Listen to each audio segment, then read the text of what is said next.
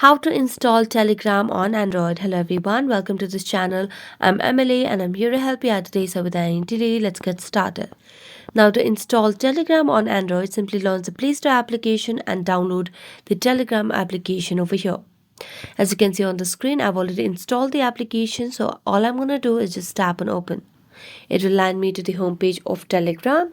So in order to get an account and install the application on your Android, simply you need to have your country and your phone number.